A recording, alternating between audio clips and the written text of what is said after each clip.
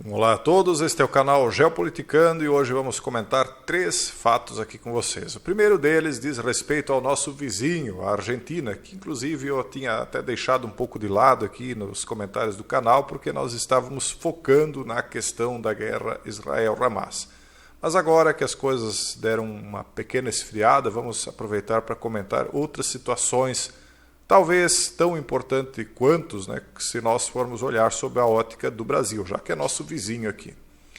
Bom, então a Patrícia Bullrich, que foi a terceira colocada nas eleições do último domingo, derrotada, portanto, ficando de fora do segundo turno, vai apoiar Milei. Javier Milei, para quem não sabe, é um candidato de oposição que busca derrotar o kirchnerismo, que quer derrotar o candidato do governo, que surpreendeu e passou Javier Milei nessa última rodada, ficando alguns pontos à frente dele no percentual de votos apurados, embora as pesquisas dissessem que Javier Milei tanto podia ficar em primeiro nessa última rodada, como talvez até vencer já nesse turno, desnecessitando de um segundo turno. Mas, como vimos, vai para o segundo turno e agora as chances dele aumentam, já que a terceira colocada vai apoiá-lo. Isso não significa que o apoio dela represente a diferença da virada de votos, porque muitas vezes os eleitores nem acompanham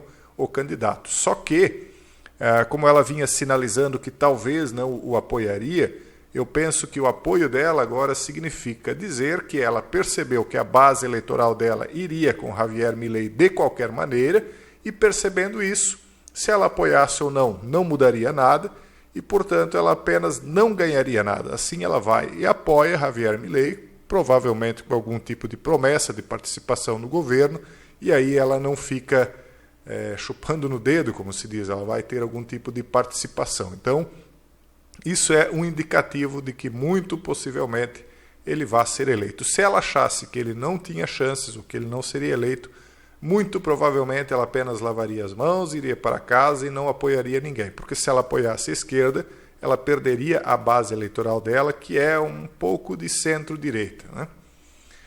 Então, esse é o cenário que eu estou enxergando lá. Bullrich foi a terceira colocada, seu apoio era considerado um dos pontos cruciais para o segundo turno por conta da migração de votos, já que ela angariou cerca de 24% dos votos. Se ela levar 70% desses votos já é o suficiente para que ele vença. Massa, o ministro da Economia do país, surpreendeu e terminou em primeiro lugar com mais de 36%, e Milei 29%. Então eu fiz uma conta rápida, também não parei para analisar, mas 2 vezes 7, 14, com 4 vezes 7, 24, realmente, eu acho que com 70% dos votos, se ela levar, desde que 30% vá para outro candidato, que eu duvido que iria. Então, muito provavelmente, o Milei vai ser o novo presidente da Argentina. Vamos aguardar, ainda tem muita água para correr embaixo da ponte, mas esse é o indicativo.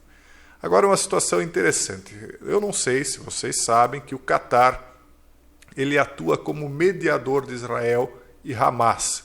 O Emirado, que hospeda em seu território líderes do grupo palestino, Hamas e uma base militar dos Estados Unidos, se escora no rótulo de interlocutor de campos diferentes.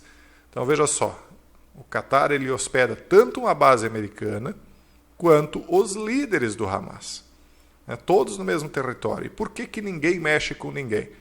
Porque ambos os lados compreendem que o Catar é como que se fosse um território onde se pode estabelecer um mínimo de diálogo, um mínimo de racionalidade entre as partes que estão duelando. Então, se qualquer um dos lados atacasse o outro dentro do Catar, esse desequilíbrio e esse ponto de encontro para diálogo seria rompido, porque em todo o restante do mundo não há diálogo, apenas ali. É como que se o Catar fosse a Suíça dos tempos da Primeira e da Segunda Grandes Guerras. O Catar, para quem não sabe, é essa pequena península aqui. Aqui é o Bahrein. O Catar fica bem no meio do Golfo Pérsico, que é um golfo importantíssimo, que temos o Kuwait, Iraque, Irã, Arábia Saudita, Emirados Árabes Unidos aqui próximo, e o Catar aqui no meio. Então veja que ele se coloca nessa posição aí de ter dois inimigos que duelam entre si no mundo, ambos com guarida no mesmo local, ambos protegidos pelo mesmo reino, o reino do Catar. Então, vamos ver o que eles dizem aqui na matéria. Os elogios públicos do chefe do Conselho de Segurança de Israel ao Catar refletem a influência que o Emirado Árabe exerce sobre o Hamas e o seu papel nas negociações para a libertação de 200 de reféns que estão em seu poder em Gaza. Então, é lá que eles estão negociando essa libertação. Conforme declarou o conselheiro Tzai Hanegbi nas redes sociais, os esforços diplomáticos do Catar são cruciais para uma solução na devolução dos sequestrados. Informações vazadas pela imprensa israelense dão conta de que o Emirado tenta mediar um acordo para a libertação, em breve, de 50 reféns que têm cidadania estrangeira, em troca da entrega de combustível em Gaza. Dessa forma, o Hamas ganha tempo na incursão terrestre das Forças Armadas em seu território e ainda tenta se descolar da comparação com o Estado Islâmico no massacre de judeus em Israel. O governo de Benjamin Netanyahu sabe que a invasão por terra é incompatível com a libertação dos reféns, mas resiste à proposta. Quer também a libertação de seus cidadãos e não apenas os que têm dupla nacionalidade. E justifica não liberar a entrada de combustível em Gaza por entender que seria desviado para fins militares do Hamas. O Sheikh Mohammed bin Abdulrahman, do primeiro-ministro e chanceler do Catar, disse que se levarmos em conta onde começamos e onde estamos agora, há algum progresso e algum avanço, estamos esperançosos. Então parece que algum entendimento já está ocorrendo lá dentro.